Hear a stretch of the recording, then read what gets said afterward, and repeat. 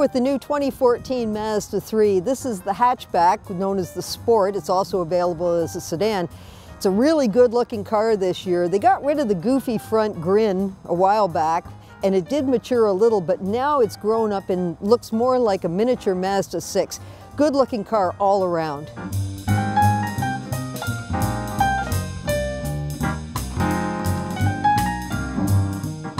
I'm in the GS trim, which is the midline, with a 2-liter 4-cylinder engine. A lot of people get this with the 6-speed automatic, but this one comes with a really smooth shifting 6-speed manual transmission. Now, Mazda hasn't really gotten into hybrids yet. The company says that it believes that the internal combustion engine, gasoline engine, is going to stick around for a long time, and so it's doing what it can to improve them for fuel efficiency. And it uses something it calls SkyActiv, and that's a suite of technologies.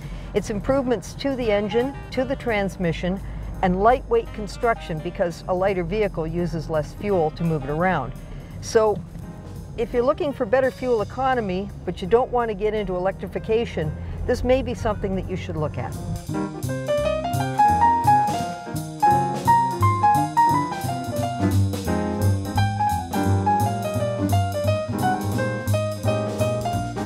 The Topline GT comes with a 2.5-liter 4-cylinder that's brand new. The GX and the GS come with a 2-liter, and it's carried over from 2013, but one of the differences now is that it has a longer exhaust header, gives it more midline torque for better performance. It makes 155 horsepower, 150 foot-pounds of torque.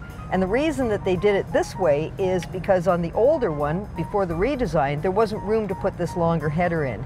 Now that they've changed some of the components underneath the hood, moved the air conditioning and things like that, there's room for this, so you get a better performing car all the way through.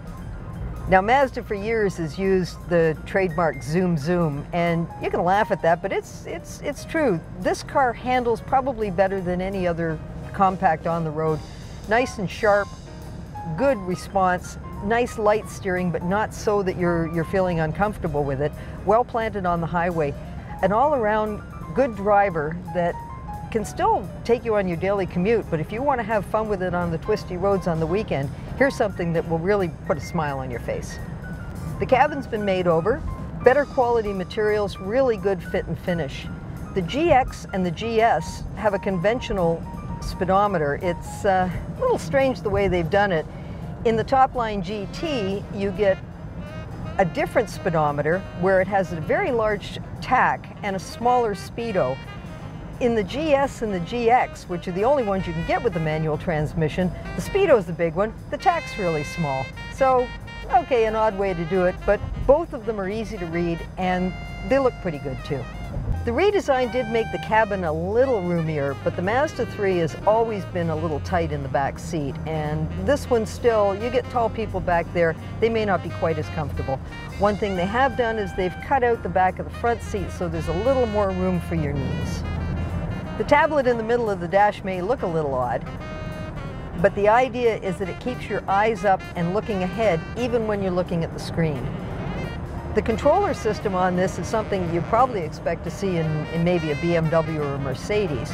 It's becoming a lot more common in cars simply because it's easy to use without taking your eyes off the road, and distracted driving, of course, is top of mind with automakers these days.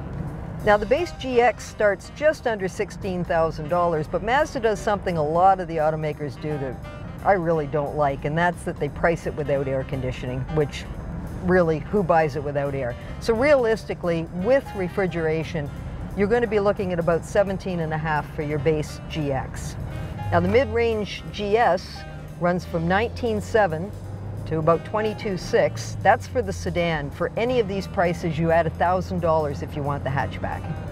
The Topline GT, which comes exclusively with the 2.5 and an automatic transmission, runs from about $26,000 to $30,000.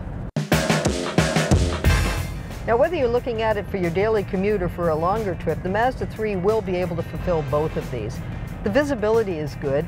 The front seats are roomy, maybe not so much in the back, but the front seats are roomy. They're very comfortable. The driving position is nice. You can really see around everywhere. Tilt and telescopic steering wheel, and that really good planted feel on the highway, where You're not making constant corrections. Even though it is sharp steering and nice handling, it's not twitchy, so it's comforting on a long drive. There are a lot of cars in the compact segment, both in sedans and in hatchbacks, and there are some really, really good competitors out there. But for my money, when you look at the combination of what this car costs, how it handles, how it behaves, and the way it looks, I'm going to say that this is probably the best compact hatchback and sedan that I've driven this year.